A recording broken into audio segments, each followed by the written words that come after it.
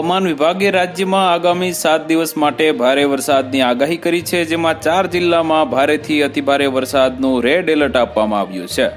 સાબરકાંઠા, છોટાઉદેપુર, નર્મદા, ડાંગ, વલસાડ, તાપી, દમણ, દાદરાનગર હવેલી, જુનાગઢ, અમરેલી, ગીર સોમનાથમાં વરસાદ પડી શકે છે. પંચમહાલ, વડોદરા, છોટાઉદેપુર, અમરેલી, ભાવનગર, ગીર સોમનાથમાં ભારે વરસાદ પડી શકે છે. નવસારી, વલસાડ, તાપી, દાદરાનગર હવેલીમાં ભારે વરસાદ પડી શકે છે. ભરૂચ, ડાંગ, નવસારી, તાપી, દાદરાનગર હવેલીમાં વરસાદ પડી શકે છે. કચ્છના કેટલાક ભાગોમાં વરસાદ થવાની શક્યતા છે.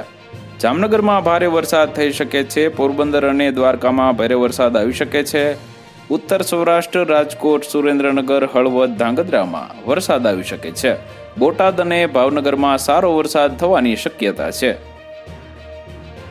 તો વધુ માહિતી મેળવવા માટે ચેનલ સાથે જોડાયેલા રહો. વિડીયો પસંદ આવે તો લાઈક કરી દેજો. ચેનલમાં નવા છો તો સબસ્ક્રાઇબ કરી દેજો.